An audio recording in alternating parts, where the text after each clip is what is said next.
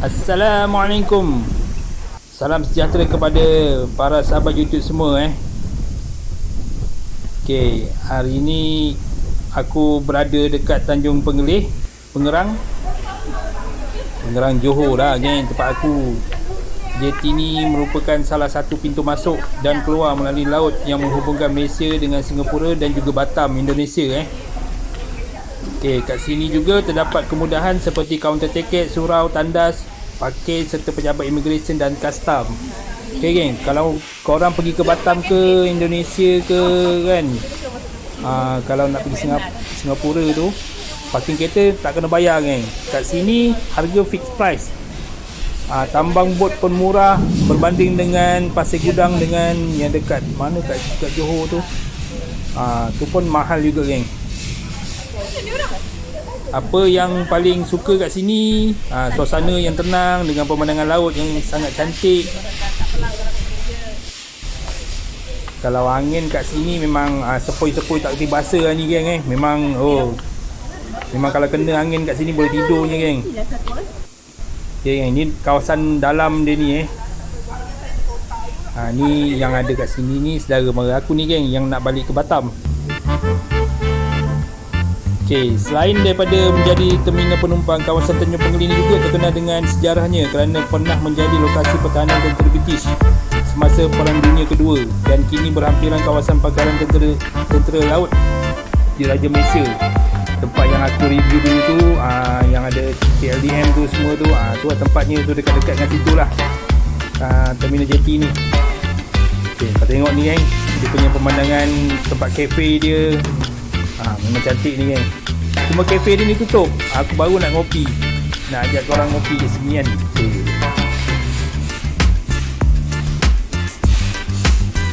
Kita review dulu geng tempat ni geng. Okay, kalau korang bercadang untuk pergi ke Singapura ataupun Batam menggunakan feri atau sekadar ingin menikmati pemandangan laut yang indah, Jeti Tanjung Pengerang memang antara lokasi yang memang menarik lah untuk dikunjung. Pasal kalau nak dibandingkan dengan kalau jeti yang dekat Johor dengan Pasir Gudang tu, dia makan masa sikit geng. Kalau korang naik daripada sana mungkin dalam masa 2 jam. Kalau kau naik daripada Tanjung Pengerang ni mungkin sejam kau dah sampai Batam dah. Dekat je ni.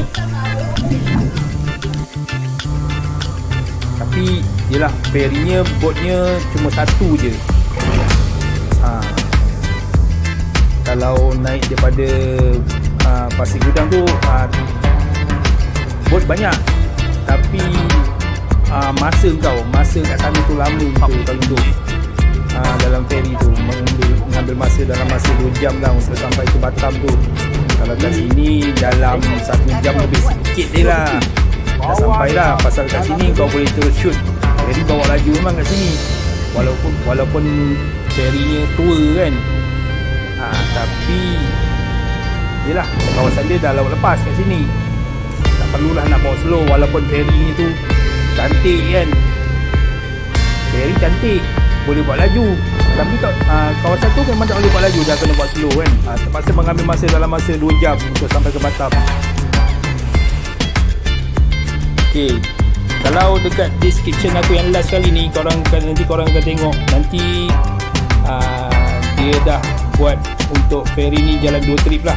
Kalau buat masa sekarang ni dia cuma jalan 1 trip aja di sebelah petang. Sebelah petang tu dalam pukul 3 lah.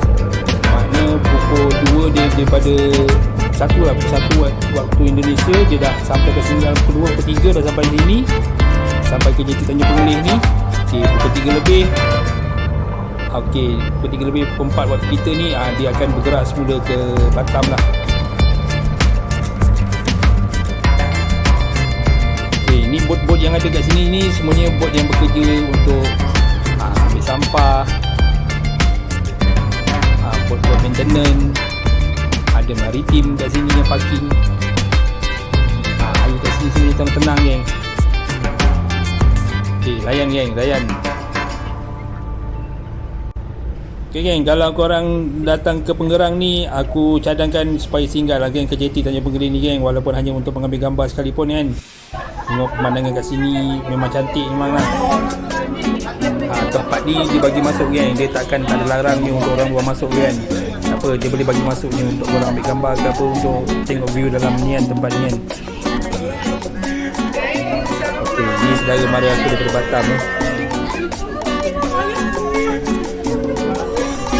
Itu dia orang dekat sini, kampung aku ni 3 hari ya geng.